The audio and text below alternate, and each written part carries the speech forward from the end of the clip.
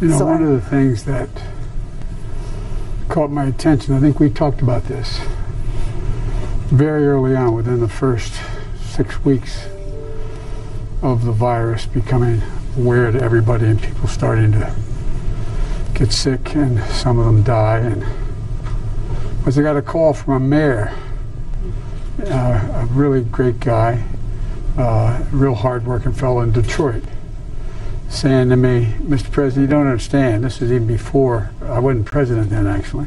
Called him Mr. Vice President. He said, "You know, I don't think people understand. You know, my community is now about 80% African American, and we're dying and getting sick at a much higher rate than the white community here or any other community." And I brought that up initially before I put together the group that you're leading and helping lead, and no one wanted to hear it. And remember, we had trouble getting your predecessors to track it, but what you're doing really makes a difference. It makes a gigantic difference, as the Vice President knows as well or better than anybody. It really, really makes a difference. So thank you. Thank you. Thank you. Dr. Walensky? Any other questions for us?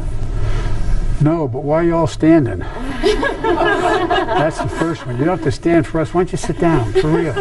Get comfortable. No, they have chairs. They have chairs, but you know, that's the first question. And the second question is, why did only one person clap? I don't know. I mean, that's the same. You know what I mean? The reason I do this is the doc knows you're all too serious here. We owe you a gigantic debt of gratitude, and we will for a long, long, long time, because I hope this is the beginning and the end of not paying attention to what's going to come again and again and again and again. We can build all the walls we want, we can have the most powerful armies in the world, but we cannot stop. We cannot stop these viruses, other than be aware where they are and move quickly on them when we find them. And the one thing that the reason I am so happy to have been able to, anyway, to have Doc here, is that science is back. No, all kidding aside, think about it. For the longest time, not just as it relates to CDC, but science was viewed as sort of an appendage to anything else we were talking about. But it's back.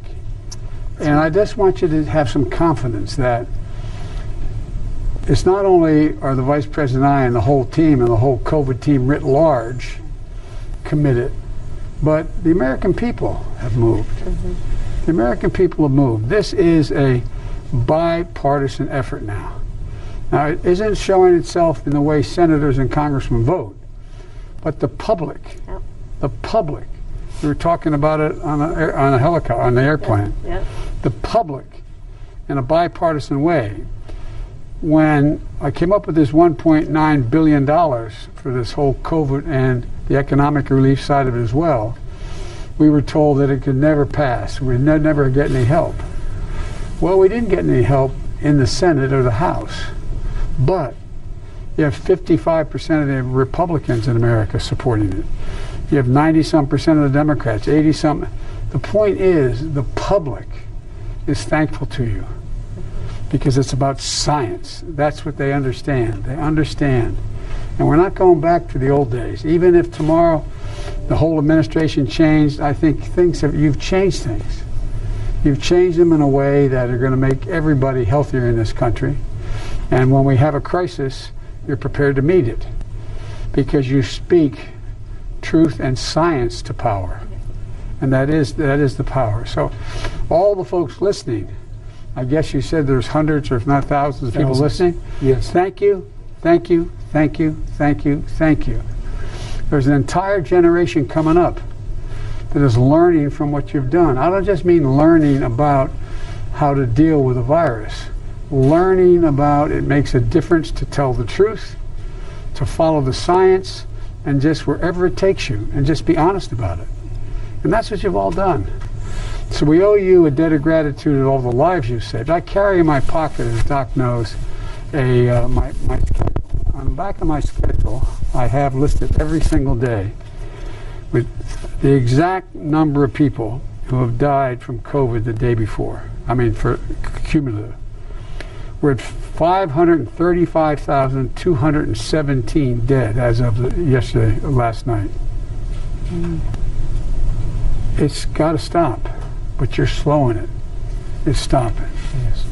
And it really, really matters. You know, that's more people than have died in all of World War Americans, all of World War I, World War II, the Vietnam War, and 9/11 combined.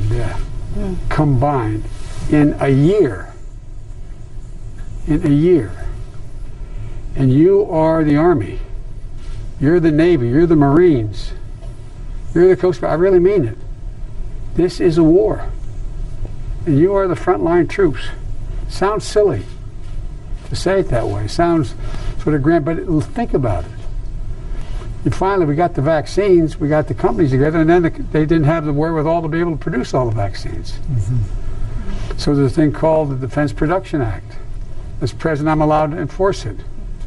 So I had people saying, stop making that and start making these. We put together, did you ever think you'd see the day, because you've all been involved in medicine, see two major drug companies cooperate for the good of the country? One come up with a drug, and the other say, well, we'll manufacture it for you. So what you're doing really, really, really matters, not only, and I'll end with this, not only in saving lives, but changing the mindset of the country. Changing the mindset of the country. And it's affected everything. Not just affected people's health, it's affected their attitude. The attitude about what we can do as a country. Everybody thought that I didn't quite understand when I announced that we had over 100 million shots in less than, you remember when I said my goal was to have 100 million shots in people's arms in the first 100 days as president? And everybody said, oh, that sounds, yeah, right. Now it should have been more, why didn't they say more? You know what I mean? But here's the point. The point is that it is changing the way we look at a whole range of things. And when I announced it, everybody but the vice president wondered why. I also pointed out that we landed a rover on Mars at the same time. Because this is the United States of America, for God's sake. There is nothing we cannot do when we do it together. And that's what you're showing everybody. So I came to say thank you. I really mean it. I have a whole lot of nice notes on here about the science, but I came here to say thank you. Because you're not only you're changing the psyche of the country, you're saving lives. You're saving lives, but you're changing the psyche of the country. And this is, as I said, it's not being. I don't think we're being chauvinistic about our country, but this is. Think about it. We're the only country in the world that is, every time we've gone into a crisis, have come out stronger immediately after the crisis than when we went in before the crisis. Think about it. That's who we are. Closing comment. I was with Xi Jinping in China. I spent more time with him, I'm told, than any world leader, because he was vice president, I was vice president. His president and mine wanted us to get to know one another because it was clear he was going to become the president. I traveled 17,000 miles with him in China, in the United States, and in Asia generally, and met with him, I guess, they tell me 24, 25 hours alone, just me and an interpreter, and he and an interpreter. And by the way, I handed in all my notes. Minor point. But all kidding aside, he asked me, we're on the Tibetan Plateau, he said to me, can you define America for me? And I said, yeah, in one word, and I mean it, one word, possibilities. Possibilities. That's what you guys believe in, possibilities, based on science and hard data. And so I just thank you for not only your intellectual skills, but your heart, your determination. Thank you, thank you, thank you. And I shouldn't have done that because I wanted to yield to my vice president who's smarter than I am. Well, there's not much to add to that, Mr. President. I was just sorry. No, but I will say that I do believe that this administration, with the leadership of our president, is without any question about science. And everyone here knows before the president was president, he was dedicated to science, the moonshot. And my mother was a scientist. I grew up, the first job I had, little known fact, was cleaning pipettes in her lab. I was awful, she fired me. And then there was this moment of global crisis. And the president takes calls with leaders around the world. We talk with people around the world. And they have named their centers of disease control after this center of disease control. They put the name of their country and they call it CDC. That's right. You all are a model for the world around what can be done based on a pursuit of that which will uplift and improve human condition and life. And you guys do this work around the clock.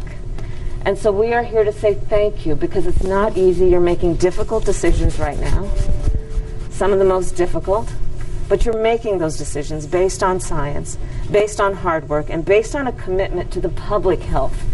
And therein lies part of the nobility of your work. You do this work on behalf of people you will never meet, on behalf of people who will never know your names, because you care about our country and their well-being. So we are here to thank you.